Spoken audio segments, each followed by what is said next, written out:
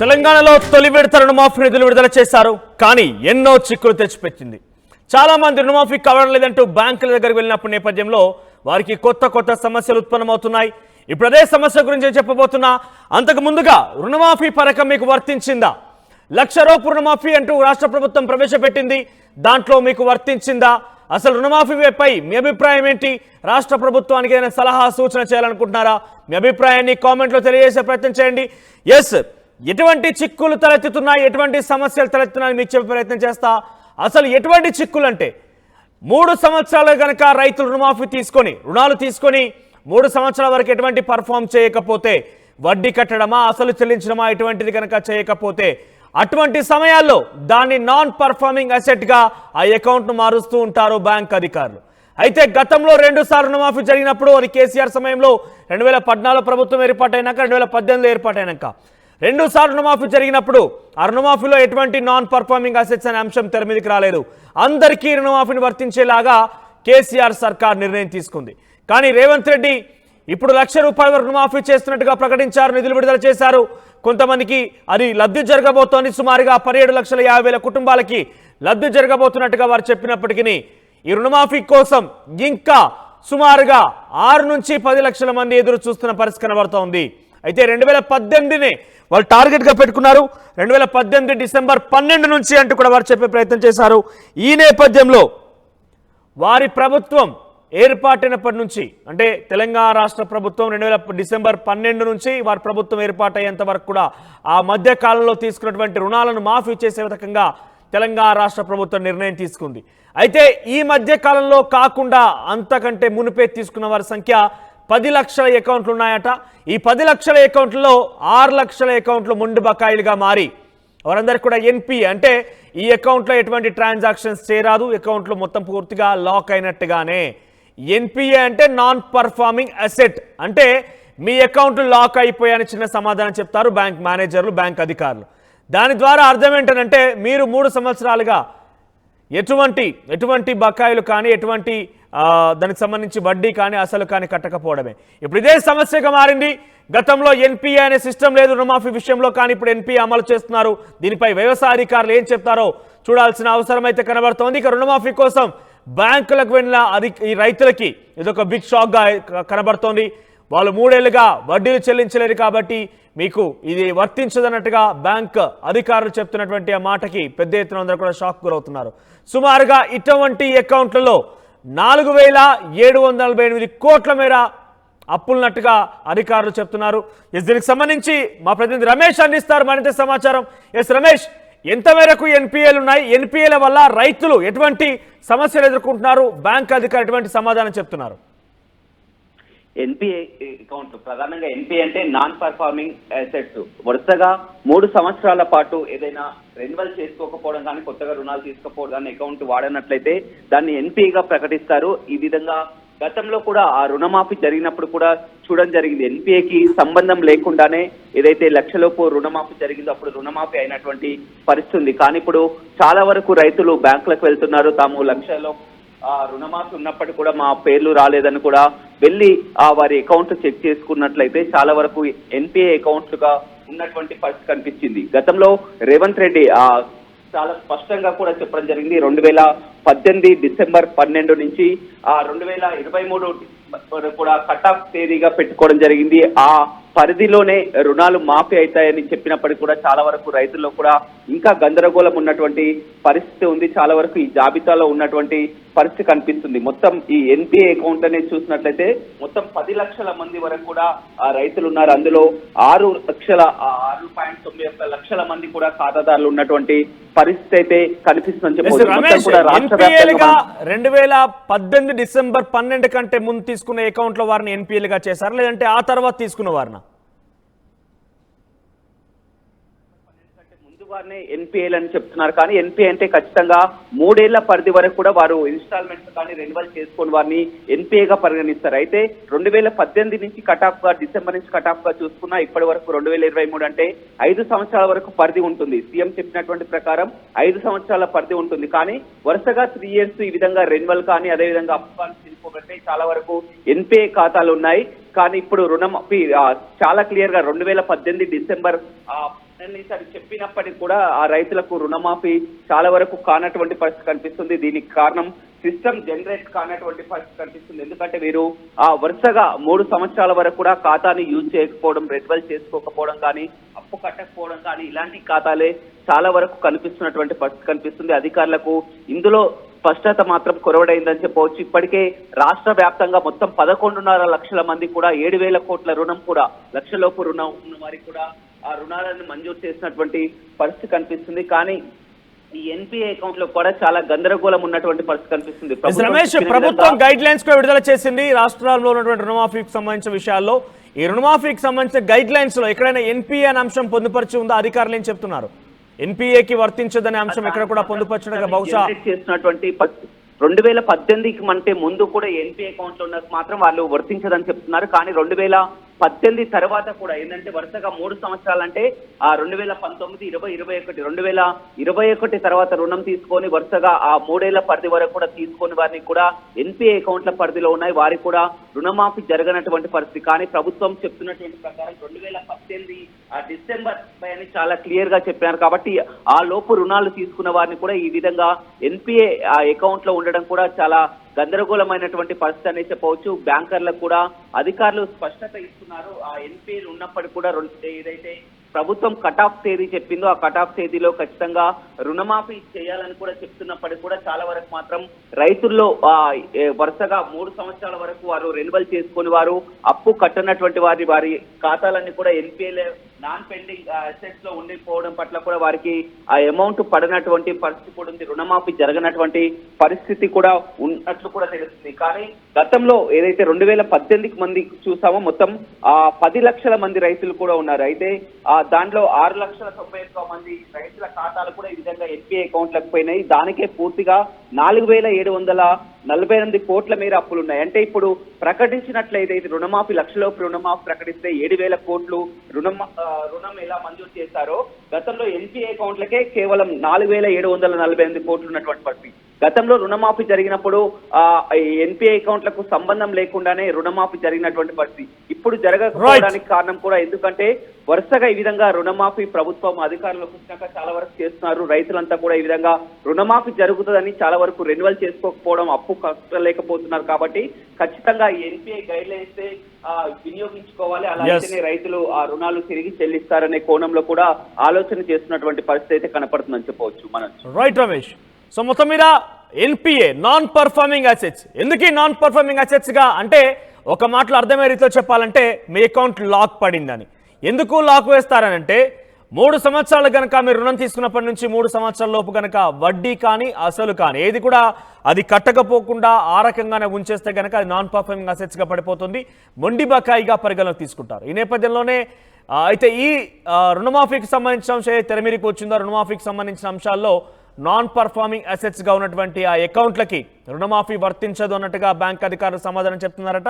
అయితే గతంలో ఇటువంటి అంశం ఏది కూడా లేకుంటుండే ఇప్పుడు రాష్ట్ర ప్రభుత్వం ₹1,00,000 లోపు రుణమాఫీ అంటూ కూడా తొలి విడతగా చెప్పిన నేపథ్యంలో చాలా వరకు ఇటువంటి సమస్యలు తలెత్తున్నాయి. మరి వ్యవసాయ అధికారులు కానివ్వచ్చు, ఇంకా ఇతర దీనికి సంబంధించి ఎవరు కూడా మాట్లాడిన పరిస్థితి లేదు. ఒకసారి రుణమాఫీ మాఫీ కాకపోతే ఏం చేయాలి, ఇలా చేయండి అంటూ కూడా ఆర్టీవీ కొన్ని అంశాలు సూచనలు చేస్తోంది. లోన్ తీసుకున్న బ్యాంకుని సాంకేతిక కారణాల వల్ల రుణమాఫీ కాకుంటే బ్యాంకు వాళ్ళు పరిష్కరిస్తారు. ఆధార్ కార్డు తీసుకొని మండల వ్యవసాయ అధికారి ఆఫీస్కి వెళ్ళండి. ఆ తర్వాత మీకు రుణమాఫీ ఎందుకు రాలేదో వెంటనే చెక్ చేసి చెప్తారు. మండల వ్యవసాయ అధికారి దగ్గరికి వెళ్తే మీకు వెంటనే సమాచారం ఇస్తారు. ఒకవేళ అధికారిక ఐటీ పోర్టల్లో కూడా మీరు కంప్లైంట్ చేసుకోవచ్చు అంటూ సుమారుగా 3 అంశాలు ఉన్నాయి. ఒకటి, ప్రతి జిల్లాలో టోల్ ఫ్రీ నెంబర్ ఒకటి ఉంది. వ్యవసాయ ఎంఆర్ ఆఫీస్కి వెళ్తే అక్కడ వ్యవసాయ అధికారి ఉంటారు, వాళ్ళకి ఆధార్ కార్డు నెంబర్ చెప్తే వాళ్ళు చూసి చెప్తారు. టోల్ ఫ్రీ నెంబర్కి ఫోన్ చేయొచ్చు. ఆ తర్వాత ముఖ్యమైనటువంటి బ్యాంక్ దగ్గరికి వెళ్తే వాళ్ళు కూడా కొంత సమాచారం ఇచ్చే అవకాశం ఉంటుంది. తర్వాత ఈ దీంట్లో వెబ్సైట్లో కూడా మీరు కంప్లైంట్ చేయొచ్చు. సో దీనికి సంబంధించి మరింత సమాచార ప్రతినిధి ఉదయ్ అందిస్తారు. ఉదయ్, రుణమాఫీని అమలు చేసేందుకు ప్రభుత్వం అనేక మార్గదర్శకాలను ఇప్పటికే రూపొందించింది. స్వయంగా సీఎం రేవంత్ రెడ్డి ఈ ప్రక్రియ అంతా కూడా లాంఛనంగా ప్రారంభించారు.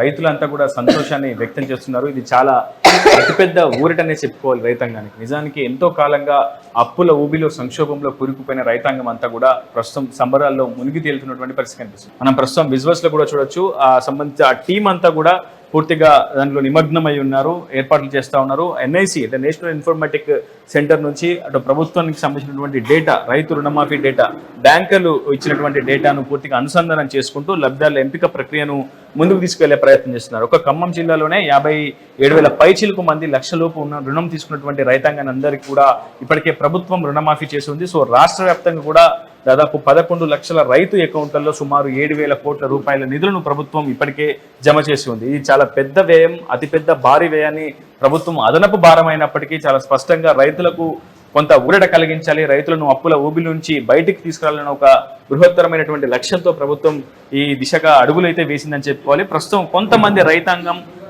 రుణమాఫీకి అర్హులు కానివంటి రైతాంగం కావచ్చు, కొంతమంది క్షేత్రస్థాయిలో అవగాహన లేక ఇబ్బందులు పడుతున్నారు. సహకార బ్యాంకుల చుట్టూ కావచ్చు, ప్రైవేట్ బ్యాంకులకు వెళ్తున్నారు, తమకు రుణమాఫీ పడిందా లేదా అంటే కొన్ని ప్రశ్నలు కూడా అడిగి తెలుసుకుంటున్నారు. సో ఈ నేపథ్యంలోనే ప్రతి ఒక్క జిల్లా కలెక్టరేట్ లో ప్రత్యేకంగా రైతు రుణమాఫీకి సంబంధించి ఒక హెల్ప్ డెస్క్ అయితే ఏర్పాటు చేశారు. క్షేత్రస్థాయిలో వ్యవసాయ శాఖకు సంబంధించినటువంటి గ్రామీణ స్థాయిలో అగ్రికల్చర్ ఎక్స్టెన్షన్ ఆఫీసర్, వ్యవసాయ విస్తరణ అధికారులే నోడల్ ఆఫీసర్ గా పనిచేస్తారు. మండల స్థాయిలో అగ్రికల్చర్ ఆఫీసర్ నోడల్ ఆఫీసర్ గా పనిచేస్తారు. జిల్లా స్థాయిలో దీనంతటి కూడా జిల్లా వ్యవసాయ అధికారిని పూర్తిగా సూపర్వైజ్ చేస్తూ ఉంటారు. సో ఎక్కడ ప్రాబ్లం లేదు, రైతులు నేరుగా గ్రామీణ స్థాయిలో అగ్రికల్చర్ ఎక్స్టెన్షన్ ఆఫీసర్ కి, తర్వాత మండల స్థాయిలో ఏవోకు, జిల్లా స్థాయిలో జిల్లా కలెక్టరేట్ లో ఏర్పాటు చేసిన ప్రత్యేకమైనటువంటి హెల్ప్ డెస్క్ లో ఫిర్యాదు చేసిన ఒక సమాచారాన్ని లిఖిత పూర్వకంగా ఇచ్చినటువంటి సమాచారాన్ని కూడా వాళ్ళు చెక్ చేస్తారు.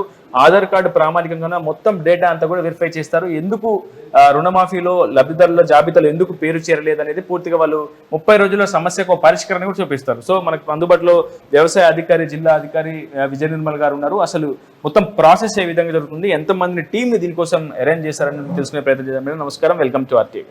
మేడం ఎట్లా ఉంది? ఎందుకంటే నిజానికి కొంత ఇబ్బందికరమైనటువంటి అంశం, ఎందుకంటే ఇతర డేటాను కూడా సరిపోల్చుకోవాల్సి ఉంటుంది. ఒకవైపు పౌర సరఫరా శాఖకు సంబంధించినటువంటి రేషన్ కార్డుల డేటాను దీనికి సరిపోల్చాల్సి ఉంటుంది. సో ఎన్ఐసి తోటి మీకు కోఆర్డినేషన్ ఉండాలి, బ్యాంకులతో కోఆర్డినేషన్ ఉండాలి. ఇంత అనుసంధానం, ఇన్ని డిపార్ట్మెంట్ల అనుసంధానం ఎట్లా ఉంది? క్షేత్రస్థాయిలో రైతుల నుంచి వచ్చినటువంటి సందేహాలు ఏంటి అసలు? ముఖ్యంగా ఏంటంటే అండి, ముందుగా జిల్లా కలెక్టర్ గారు కూడా వ్యవసాయ శాఖకి మరియు బ్యాంకర్స్ కూడా ఒక మీటింగ్ ఏర్పాటు చేయడం జరిగింది. దానిలో గైడ్ లైన్స్ ఇవ్వడం జరిగింది. సార్ కూడా ఏంటంటే బ్యాంకర్స్ దగ్గరికి ఎవరు వచ్చినా కూడా వాళ్ళకి వెరిఫై చేసి వాళ్ళకి ఏమి ప్రాబ్లం ఉంది అనేది వాళ్ళకి తెలియజెప్పడం. అలాగే వ్యవసాయ శాఖ కూడా, వ్యవసాయ శాఖలో 129 మంది ఏఈఓలు ఫీల్డ్ లెవెల్లో ఉన్నారండి. 129 క్లస్టర్స్లో కూడా వాళ్ళు అందరూ ఉన్నారు. వాళ్ళందరి లాగిన్స్లో కూడా ఈ డేటా రావడం జరిగింది. ఏమి సమస్య ఏంటి అనేది కూడా వాళ్ళకి చెప్తారండి. ఏదైనా వాళ్ళకి సమస్య ఉంటే కనుక అది కూడా మేము నోట్ చేసుకొని అవన్నీ కూడా రిడ్రెస్ చేయడానికి కూడా వాళ్ళ దగ్గర నుంచి లిఖితపూర్వకం కూడా తీసుకుంటున్నామండి. అట్లా ఏం సమస్య లేదు. అలాగే మండల లెవెల్లో కూడా మండల వ్యవసాయ అధికారుల వారికి కూడా లాగిన్స్ ఇవ్వడం జరిగింది. At the same time ADS, మా డివిజన్ స్థాయిలో అసిస్టెంట్ డైరెక్టర్, సహాయ వ్యవసాయ సంచాలకులు ఉన్నారు, వారికి కూడా లాగిన్స్ ఇవ్వడం జరిగింది. ఇంకా జిల్లా స్థాయిలో కూడా మనకు హెల్ప్ డెస్క్ ఏర్పాటు చేసుకున్నాం. కలెక్టర్ గారి ఆదేశాల మేరకు ఇక్కడ హెల్ప్ డెస్క్ పెట్టడం జరిగింది. అంతేకాకుండా మనం 2 టోల్ ఫ్రీ నంబర్స్ కూడా ఇచ్చామండి. 1950 అంటే 1950 1950 ఒక నంబరు, తర్వాత 9063211298 ఈ 2 నంబర్స్కి మా కాల్స్ కూడా వస్తున్నాయి. అక్కడ కాల్ సెంటర్లో కూడా మా వ్యవసాయ శాఖ అధికారులు ఉన్నారండి. తర్వాత జూనియర్ అసిస్టెంట్స్, సీనియర్ అసిస్టెంట్స్ కొంతమంది వాళ్ళు చెప్పిన చూసి వాళ్ళకి రిడ్రెస్ చేసేవాళ్ళు ఉన్నారు. అలా at the same time register పెట్టి అవన్నీ కూడా నోట్ చేసుకొని మేము అవన్నీ కూడా మనం పై అధికారులు కూడా తెలియజేస్తాము. ఇంకా ఏంటంటే కొంతమందికి రాలేదు అని కంగారు పడుతున్నారు. ఇక్కడ చాలా స్పష్టంగా మిమ్మల్ని కూలంకషంగా కొన్ని వివరాలను అడిగి తెలుసుకోవాలనుకుంటున్నాను. లక్షలోపు రుణం తీసుకున్న వాళ్ళందరికీ కూడా రుణమాఫీ చేశామని ప్రభుత్వం చెప్తుంది. మంత్రులు కానీ సంబంధిత శాఖ అధికారులు కూడా పూర్తి స్థాయిలో క్లారిటీ ఇస్తున్నారు. కానీ కొంతమంది 10,000 కావచ్చు, 30,000, 40,000, 50,000. ఇప్పుడు ఫర్ సపోజ్ నిన్న ఎదులాపురం సొసైటీలో నిన్న మనం వెళ్ళినప్పుడు, ఆర్టీవీ బృందం వెళ్ళినప్పుడు అక్కడ చాలా మంది రైతులు 10,000, 30,000, 40,000 తీసుకున్న రైతాంగానికి కూడా రుణమాఫీ కాలేదు. సో ఇలాంటి రైతులకి ఎందుకు అయి ఉండకపోవచ్చు? అసలు కారణాలు ఏమై ఉండొచ్చు? అంటే ఒక ఫార్మర్ ఒక బ్యాంకులోనే కాకుండా 2-3 బ్యాంక్స్లో కూడా వారు లోన్ తీసుకొని ఉండొచ్చండి. లేదా వాళ్ళ కుటుంబ సభ్యులు కూడా వేరే బ్యాంక్స్లో లోన్ తీసుకొని అది 1 lakh కంటే ఎక్కువ ఉండొచ్చు. అది నెక్స్ట్ ఫేజ్లో కవర్ అవ్వడానికి అవకాశం ఉంటుందండి. అది ఒక ఇష్యూ అంటే అవుతుంది. చాలా స్పష్టంగా అంతేకాకుండా వాళ్ళు తీసుకున్న రుణం వివిధ బ్యాంకుల్లో 1,00,000 పైబడి ఉంది కాబట్టి రుణం కాకపోవచ్చు, రుణమాఫీ కాకపోవచ్చు అనేది ఒక ఆలోచన. అదొకటి. అంతేకాకుండా ఇప్పుడు మనకి టైం ఫ్రేమ్ కూడా ఉందండి. డిసెంబర్ 12వ తారీఖు 2018 తర్వాత తీసుకున్న లోన్స్ తీసుకున్న వాళ్ళు లేదా అప్పటి నుంచి మొదలుపెట్టి 9 డిసెంబర్ 2023 వరకు అవుట్ స్టాండింగ్ ఉన్న లోన్స్ ప్రిన్సిపల్ ఇంట్రెస్ట్ కలిపి 1 lakh ఉన్న వాటిని మనం తీసుకోవడం జరిగిందండి. దీంట్లో కమిషన్ అక్కడ నుంచి అవి పరిగణలో తీసుకొని మనకి లిస్ట్ పంపించడం అంటే జరిగింది. డిసెంబర్ 2018 నుంచి 2023 డిసెంబర్ వరకు తీసుకున్నటువంటి 9వ పంట తారీఖు రుణాలు, వరకు. అదే 9వ తారీఖు వరకు తీసుకున్నటువంటి రుణాలు కావచ్చు, రెన్యువల్ అయినటువంటి రుణాలు కావచ్చు, ఈ రుణాలు మాత్రమే 1,00,000 లోపు రుణమైనటువంటి వారికి మాఫీ చేశామని చెప్తున్నారు. సో రెన్యువల్ కానివంటి వారికి పరిస్థితి ఏంటి? అసలు రెన్యువల్ కాలేదు, డిసెంబర్ 2018 తర్వాత రెన్యువల్ కాలేదు, చేసుకోలేదు, అలాంటి వారి పరిస్థితి ఏంటి? అంటే డిసెంబర్ 18 తర్వాత మునుపు రెన్యువల్ కానివ్వటువంటి ఏమన్నా లోన్స్ ఉంటాయి, వాళ్ళు రెన్యువల్ చేసుకోకపోవడం ఇట్లాంటివి డిసెంబర్ 18 తర్వాత తీసుకున్న లోన్స్ కే వర్తిస్తుంది, మాత్రమే వర్తిస్తుంది. So cut December of date అదే 18 2012 తారీఖు, డిసెంబర్ 12వ తారీఖు 2018 తర్వాత తీసుకున్న వాటికే వీటికి వర్తిస్తుంది. మునుపు తీసుకున్న వాటికి వర్తించదు. మినుపు వాటికి వర్తిస్తుంది. సో అది కరెక్ట్ గా. ఇంకొక అంశం మేడం, కొన్ని సెల్ఫ్ హెల్ప్ గ్రూప్స్ ఉన్నాయి, కొన్ని ఎస్హెచ్జి గ్రూప్స్ కావచ్చు, కంపెనీస్ కావచ్చు, ఫండ్స్ కావచ్చు, ఇలాంటివి కూడా కొన్ని చోట్ల పంట రుణాలు తీసుకున్నటువంటి పరిస్థితి కనిపిస్తుంది. సో ఆ క్లారిటీ కూడా సో ఇలాంటి వాటికి ఇస్తారా వర్తించదు అనేది జీవోలో పొందుపరచడం జరిగిందండి. ఓకే, అంటే కంపెనీస్ కానీ ఎస్హెచ్జీస్ కానీ రుణమాఫీ అనేది 2024 పథకం వర్తించదు. సో ఇంకా మీకు టోల్ ఫ్రీ నెంబర్స్ కావచ్చు, ఎట్లాంటి కంప్లైంట్స్ వస్తున్నాయి మేడం, దాన్ని ఏ విధంగా పరిష్కారం తీసుకుంటే? అంటే కొన్ని సార్లు ఆధార్ మిస్ మ్యాచ్ అయిన కంప్లైంట్స్ కూడా కనపడుతున్నాయండి. ఆ ఆధార్ మిస్ మ్యాచ్ ఏమైనా 1 or 2 ఉంటే కనుక అవి కూడా మేము తీసుకొని మాకు కూడా లాగిన్స్ అవ్వటం జరుగుతున్న తర్వాత అవి కరెక్ట్గా వెరిఫై చేసి సంబంధిత అధికారులు కరెక్ట్ చేసి పంపడానికి కూడా ఇస్తామని చెప్పారండి నిన్న మాకు వీడియో కాన్ఫరెన్స్లో. అది కూడా మేము కరెక్ట్ చేయడానికి అవకాశం ఉంటుంది. ఓకే, ఇప్పుడు నేషనల్ ఇన్ఫర్మేటిక్స్ సెంటర్ నుంచి కావచ్చు, మీరు ఒక ప్రత్యేక ఐటీ పోర్టల్ని కూడా మెయింటైన్ చేస్తున్నట్టు ఒక సమాచారం ఉంది. సో ఆ పోర్టల్లో ఏ సమాచారాన్ని అప్లోడ్ చేస్తూ ఉంటారు? ప్రస్తుతానికి మనం ఏం అప్లోడ్ చేయమండి, ఉన్న సమాచారాన్ని మాత్రమే చూసి వాళ్ళకి చెప్తాము. తర్వాత మనకి లాగిన్స్ మాత్రం ఏఈఓ లెవెల్లో ఇచ్చారు, ఏఓ లెవెల్లో ఇచ్చారు, డిఏఓ లెవెల్లో ఇచ్చారు. మేము దాన్ని ఎడిట్ చేయడానికి ప్రస్తుతం అయితే అధికారం లేదు, కానీ మాకు తర్వాత మాకు ఇస్తామని చెప్పారండి. దాన్ని ఇచ్చిన తర్వాత ప్రస్తుతానికి ఎటువంటి ఎడిట్ ఆప్షన్ లేదు, కేవలం వివిధ విభాగాల నుంచి వచ్చిన డేటాని చూసుకోవడం, కంప్లైంట్ కి రైతుకి ఇన్ఫర్మేషన్ సమాచారించడానికి హెల్ప్ డెస్క్ అనేది పనిచేస్తుంది. సో ఒకసారి చూడొచ్చు హెల్ప్ డెస్క్. మనం ముందుకు వెళ్ళి హెల్ప్ డెస్క్ కూడా చూద్దాం. మేడం మనకి ఎక్స్ప్లెయిన్ చేసే ప్రయత్నం చేశారు. అటు నేషనల్ ఇన్ఫర్మేటిక్స్ సెంటర్తో పాటు వ్యవసాయ శాఖ, అదేవిధంగా పౌర సరఫరాల శాఖ సంబంధించినటువంటి ఆహార భద్రతా కార్డులన్నింటినీ కూడా ఒక పోర్టల్లో సపరేట్గా డేటా అంతా కూడా సమీక్షించారు. సో అందులో ఎక్కడ ఏ విభాగంలో అంటే బ్యాంకుల నుంచి తీసుకున్నటువంటి రైతు రుణ ఖాతాల నెంబర్లు కావచ్చు, ఎంత రుణం ఉంది, 1,00,000 లోపు రుణం తీసుకున్నటువంటి రైతులు ఎంతమంది, 1,00,000 పైబడి రుణం తీసుకున్నటువంటి రైతులు ఎంతమంది, ఇట్లా టోటల్గా రాష్ట్ర వ్యాప్తంగా ఒక డేటాని ఐటీ పోర్టల్లో పూర్తిగా వారిని ఇంత కూడా ఉంచడం జరిగింది. సో ఎక్కడ ఏ విభాగంలో ఎక్కడ మిస్ మ్యాచ్ అయిందా, ఆధార్ మిస్ మ్యాచ్ అయిందా, ఇతరత్ర ఏమన్నా డేటాలు తప్పులు జరిగాయా, బ్యాంకర్లు ఇచ్చినటువంటి డేటా ఏంటి, ఎందుకు రైతుకు రుణమాఫీ అమలు కాలేదు, ఇలాంటి ఎక్కడ పెండింగ్లో ఉంది. సో ఇదంతా కూడా ఒక ఐటీ పోర్టల్లో చాలా చక్కగా వివరించే ప్రయత్నం చేశారు. ప్రస్తుతం ప్రత్యేకమైనటువంటి ఏవో ఆఫీసర్ని కూడా అపాయింట్ చేశారు. దానికోసం ప్రస్తుతం వాళ్ళు మనం చూడొచ్చు చాలా స్పష్టంగా తెలంగాణ ప్రభుత్వం పంట రుణమాఫీ 2024 రైతు సమాచార పత్రం, ఇది మనం చాలా స్పష్టంగా చూస్తున్నాం. సార్ కొంచెం ఈ పోర్టల్ గురించి ఎక్స్ప్లెయిన్ చేయండి. ఓకే సార్, ఇందులో మనకి రైతు పేరు, తండ్రి పేరు, జిల్లా,